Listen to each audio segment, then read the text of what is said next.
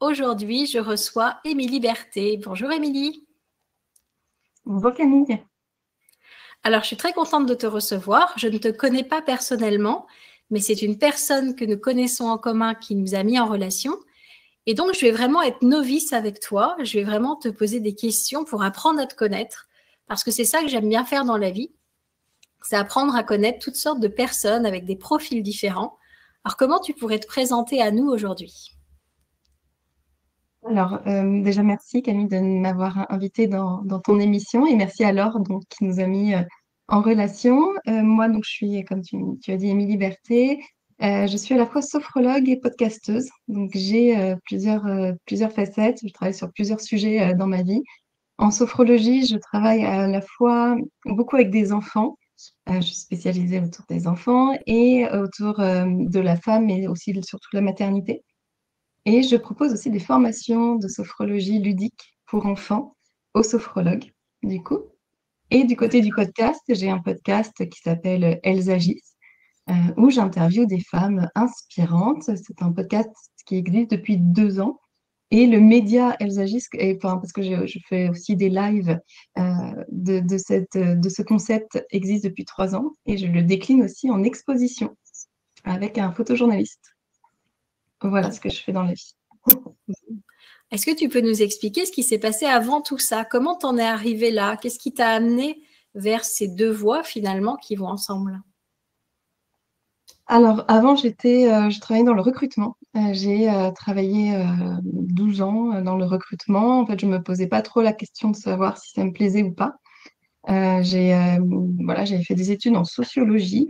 Et donc, tout le monde m'a dit, bah, tu feras rien avec ça, etc. Enfin, voilà. Donc, j'ai pas trop cherché quand j'ai eu un stage, puis j'ai enchaîné, voilà. Et il y a un moment, c'est surtout autour de mes grossesses, notamment ma première grossesse, qui n'a pas été simple, en tout cas sur les 3 premiers mois, où j'ai été très très bien suivie d'un point de vue médical, mais quand je rentrais chez moi, j'étais seule avec mon stress, mon angoisse, parce que j'étais en attente d'un résultat pour voilà, la continuité de la grossesse. Et une fois que tout était positif, donc voilà, tout s'est bien passé, mais une fois que ça s'est terminé, je me suis dit, c'est horrible en fait, parce que bon, ma fille va avoir 9 ans, donc j'étais enceinte il y a 10 ans, il y avait quand même moins d'outils de ce qu'il y a maintenant. Et je me disais, mais c'est pas possible de rester comme ça avec ce stress, cette angoisse. Et donc j'ai cherché tout simplement à savoir ce qu'il y avait, ce qu'on pouvait proposer pour mieux vivre les choses qu'on ne peut pas maîtriser. C'est-à-dire que j'avais pas la possibilité de maîtriser le résultat, mais je pouvais au moins maîtriser la manière dont je le vivais. Et je l'avais très mal vécu, donc je me disais, je peux toujours au moins optimiser ce passage. Et donc, la sophrologie est arrivée comme ça dans ma vie. Et puis, je me suis dit, bah, quitte à apprendre la sophrologie, autant faire une formation certifiante, voilà, faire vraiment quelque chose qui me plaît. Et puis, au fur et à mesure que je me forme en sophrologie, en parallèle, je comprenais que le recrutement n'était plus fait pour moi. En tout cas, je m'épanouissais pas plus que ça. Et qu'en fait, je pouvais tout doucement m'ouvrir sur une nouvelle possibilité, une nouvelle perspective, ce que j'avais jamais envisagé en fait. Comme je disais, j'étais rentrée dans une voie en me disant, bon, bah voilà, c'est comme ça. Et en fait, c'est rentré tout doucement en moi. Et donc, voilà, la sophrologie, je me suis formée. Le confinement est arrivé au moment, enfin, j'ai été diplômée en 2019. Donc, 2020, j'ai commencé du coup, à me lancer en parallèle de mon travail. Et vu qu'il fallait pas de cabinet, enfin voilà, on n'a pas besoin de cabinet en confinement, les gens sont venus à moi. J'ai écrit des articles aussi pour le web magazine qui s'appelle Les Loubes, qui est spécialisé autour justement de la maternité, de l'accompagnement des enfants. Et j'ai écrit pas mal d'articles de sophrologie pour Les Loubes. Et donc, ça m'a ramené aussi voilà, une visibilité, une clientèle, et ça s'est lancé un petit peu comme ça. Et au début, je commençais en parallèle à faire les deux. Puis à un moment, je me suis dit, il faut arrêter soit l'un, soit l'autre. Et voilà, tu sais ce que j'ai choisi. C'est clair. Est-ce que à tes débuts, tu as eu des peurs? Parce qu'il y a plein de gens qui rêvent de cette reconversion. Ou est-ce que ça a été une évidence pour toi? Comment tu as vécu cette reconversion? J'ai envie de te dire que j'ai encore peur. J'ai tout le temps peur de ce statut, en fait. D'être à son compte, c'est un vrai, vrai, vrai chemin. Enfin, je veux dire, c'est une vraie angoisse. Et d'ailleurs, je pense qu'effectivement, tout le monde n'est pas fait pour ça, parce qu'il y a aussi une instabilité qu'on gagne.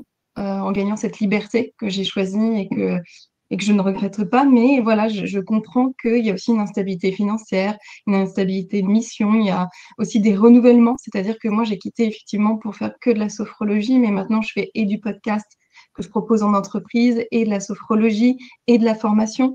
Et en fait, ça, je l'ai aussi appris, que c'est pas parce que j'étais partie pour d'un emploi pour une spécialité que je me réenfermais dans quelque chose. Donc en fait, j'ai toujours cette notion d'évoluer et cette peur qui est toujours là, mais que j'appréhende différemment. En me disant que bah, voilà, jusqu'à là, ça va déjà. Et donc, c'est l'expérience, je pense, qu'au fur et à mesure qui s'installe aussi. Et puis, en me disant que ça fait aussi partie de mon statut, en fait. Peut-être que cette peur, justement, elle te stimule, elle te fait trouver des nouvelles choses, elle te permet de te réinventer. Et c'est peut-être un peu à cette peur que tous les entrepreneurs sont accros parce que elle est hyper stimulante. Ouais, je pense que tu as raison, il y a une part de ça, il y a une part de... en fait, quand elle revient, cette peur, on se dit, bah en fait, non, j'ai pas envie de retourner au salariat. Moi, j'ai regardé plein de fois hein, des offres d'emploi, hein, je vais être honnête, plein de fois en me disant, bon, bah voilà, il y a la stabilité qui m'angoisse là, que je n'ai pas. Et en fait, bah non, je n'y retourne pas et je me relance sur un autre projet. Et voilà. Mais le fait d'être à son compte, c'est qu'on est seul avec nous-mêmes et avec nos émotions et avec nos aléas et qu'il faut vraiment jongler différemment avec tout ça si on veut continuer. Il faut vraiment appréhender, je pense, la perspective travail, la perspective même rémunération et c'est l'entrepreneuriat, c'est vraiment différent du salariat et ça s'apprend, quoi, vraiment. On parlait de l'or tout à l'heure. Tu t'es entouré aussi de personnes qui étaient dans l'entrepreneuriat pour être un peu à plusieurs, vous soutenir? Oui, oui.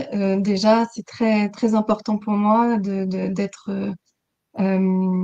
soutenue. Moi, j'ai ma meilleure amie qui est aussi dans ce cas-là, c'est-à-dire qu'on a quitté notre emploi en même temps, on est aussi toutes les deux à nos comptes et je pense qu'on se motive, on se challenge, on se fait un peu nos entretiens annuels aussi, c'est-à-dire qu'en fait, quand on est seul, on est seul et c'est vrai qu'au moins en société, on peut évoluer, avoir un recul et ça, c'est important de l'avoir avec un réseau, effectivement, de personnes qui soit en train de vivre la même chose que nous, soit qui est un peu plus avancé et qui a de l'expérience. Et oui, effectivement, ça, c'est vraiment une clé aussi.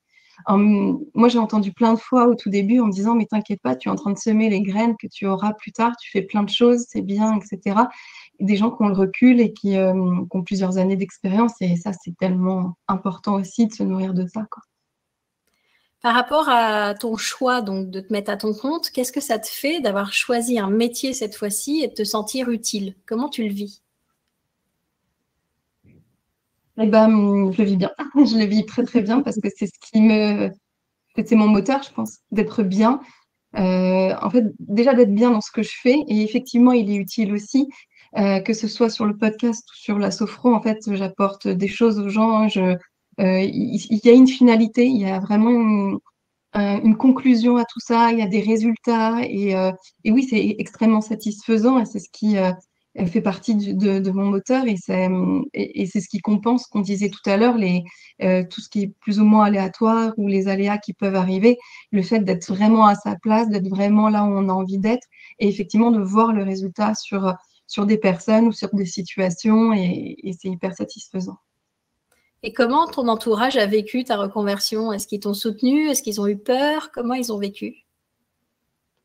Alors, j'ai été très, très soutenue par mon entourage. Je pense tout de suite là à ma maman qui, elle, avait ce schéma depuis toujours de l'entreprise comme valeur travail. Enfin, la valeur travail était associée à l'entreprise parce qu'elle avait connu que ça et qu'effectivement, c'était pour moi un vrai challenge que de lui dire que j'allais quitter l'entreprise, mais que j'allais pas forcément devenir feignante ou ne rien faire, ou voilà, que j'allais vraiment rentrer dans une valeur travail qui était différente parce qu'elle venait de ce que j'allais proposer et que c'était aussi, bah voilà, je sortais de ce qu'on était habitué de ma famille, il n'y avait vraiment jamais eu d'entrepreneur. Et en fait, elle m'a totalement accompagnée tout le long, que ça a été vraiment une force. J'ai aussi effectivement mon mari qui m'a soutenue et qui a plus cru en moi, je pense, à certains moments. notamment au moment de me lancer ou au moment où j'ai dit 1000 fois que j'arrêtais le podcast, 1000 fois que j'arrêtais les consultations, où il m'a dit non, non, continue, il y a ci, il y a ça, si ça va pas, on peut reprendre ça. Mais on revient aussi au côté d'être entouré, c'est important, hein, parce que vraiment, quand on est seul, on peut ruminer et pas aller dans la bonne direction. Alors, je te propose de parler un petit peu de tes podcasts et puis on verra la sophrologie après. Qu'est-ce que ça t'apporte de faire ces podcasts? Voilà, qu'est-ce que tu ressens quand tu fais ça?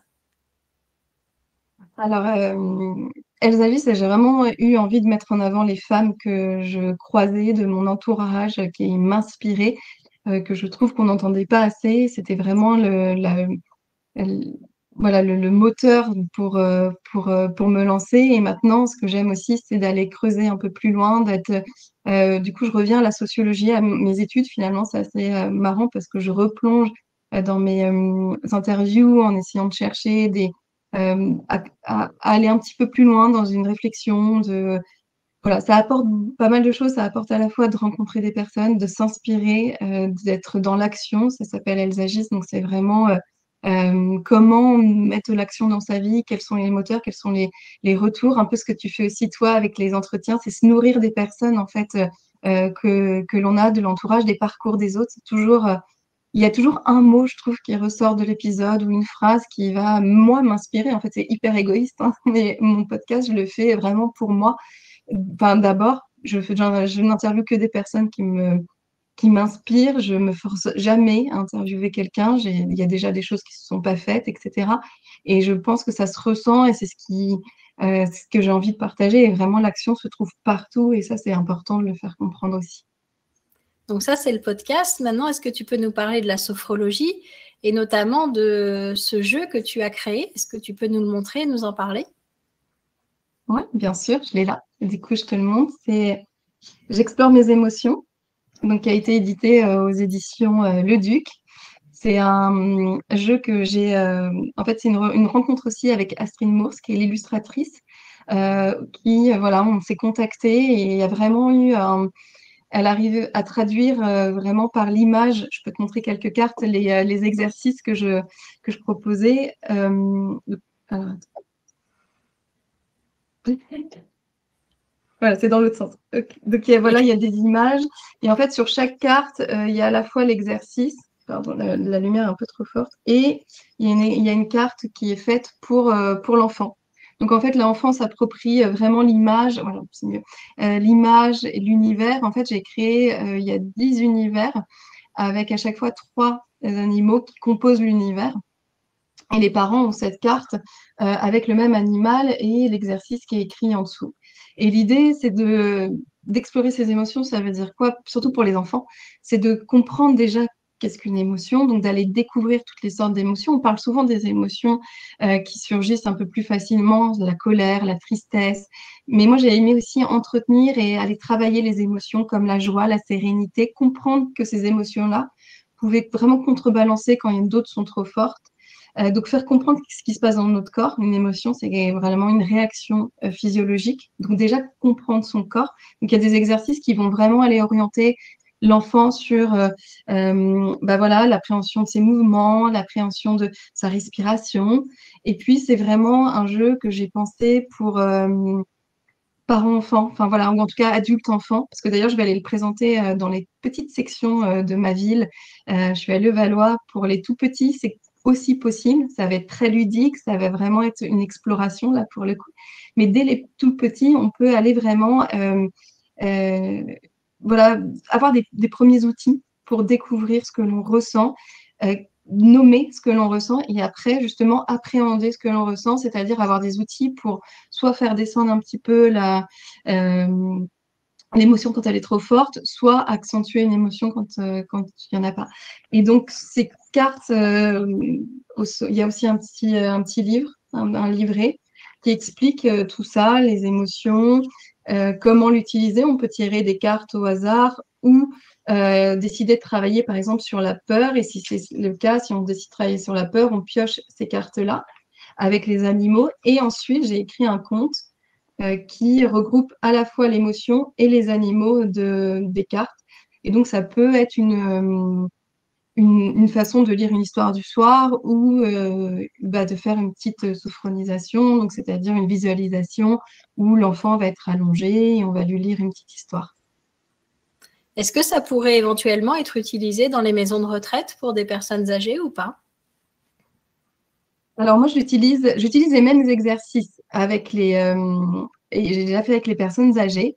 Je ne l'avais pas utilisé parce que je ne sais pas pourquoi, parce qu'effectivement, ça peut être hyper ludique de les faire d'imiter. En fait, j'avais utilisé les mêmes exercices, mais en rentrant pas dans l'univers des animaux, parce que j'estimais qu'on n'avait pas besoin, mais en fait, pourquoi pas? S'ils veulent, il n'y a aucun souci. Mais en tout cas, les exercices, c'est des vrais exercices de sophro qui sont là ludiques pour être adaptés à un public qui a besoin de rentrer dans du ludique, du jeu. Voilà, moi, je dis toujours que la sophrologie avec les enfants, c'est la sophrologie qui doit s'adapter aux enfants et pas l'enfant qui fera l'effort de s'adapter à la sophro. Et c'est ce que j'ai vraiment voulu apporter avec ce coffret. Les adultes et personnes âgées, elles font plus d'efforts de compréhension et on peut aller chercher autrement. Mais en tout cas, si on veut, il n'y a aucune indication. Il y a marqué à partir de 3 ans. Mais alors après, vous faites ce que vous voulez avec. Ça marche. Est-ce que tu voulais nous parler d'autres projets peut-être que tu as ou d'autres choses que tu as faites dont je n'ai pas connaissance? Écoute, je pense qu'on a bien fait le tour pour la sophrologie. Comme je disais, du coup, c'est important pour moi de maintenant de former les personnes à la sophrologie pour enfants parce que je trouve sincèrement que c'est un public qui est quand même à part, on a besoin de comprendre à qui on s'adresse et d'avoir des outils vraiment adaptés à ce public. Et je voudrais juste revenir sur l'autre partie, le podcast, effectivement, l'exposition. Il y a une première exposition, donc je me suis associée avec un photojournaliste qui s'appelle Édouard Monfray-Albertini et qui, du coup, prend en photo les femmes que j'ai interviewées dans mon podcast. Et donc, on propose une exposition qu'on a intitulée Écouter, regarder, agir, qui permet donc à la fois de voir un portrait d'une des femmes, de comprendre un peu avec un petit texte qui elle est et d'avoir le QR code pour écouter l'épisode. Et il y a une première exposition, enfin une deuxième, d'ailleurs on a déjà été exposé, mais une deuxième exposition le 8 mars à la mairie de Levallois. Donc ça, c'est important parce que c'est aussi un travail de visibilité de femmes qu'on ne voit pas et qu'on n'entend pas assez. Donc voilà, j'avais envie de faire passer aussi ce message. Est-ce que tu peux aussi me dire si tu as à long terme peut-être un objectif, même si pour l'instant il semble très loin, est-ce que tu as un rêve de faire quelque chose avec peut-être un de tes outils?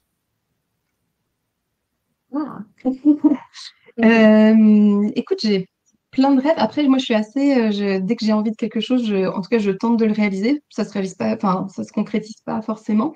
Ce qui est venu à moi, c'est la poésie qui est venue à moi il y a pas longtemps, ce qui n'a rien à voir avec ce qu'on a évoqué. Mais écoute, c'est comme ça. Il y a des choses dans la vie qui viennent à nous, où j'écris pas mal de choses et je sais pas, j'ai envie qu'elles prennent un peu plus de place. Je n'ai pas d'objectif particulier autour de ça, mais j'ai envie de construire encore et de m'améliorer, de continuer à écrire là-dessus.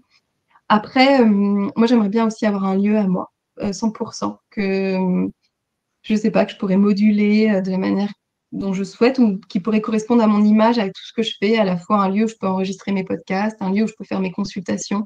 J'ai déjà des cabinets, mais voilà, j'ai vraiment un truc en tête. Pourquoi pas boire des cafés dans ce lieu, etc. Voilà. Si on parle de rêve, allons là-dedans. Ça marche. Eh bien, écoute, Émilie, merci beaucoup pour cette interview. Je vais mettre en dessous de la vidéo tous les liens pour pouvoir te retrouver, pour pouvoir retrouver ton jeu également.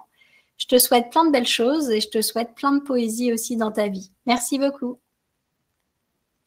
Merci à toi, Camille, pour cette invitation. C'était un plaisir.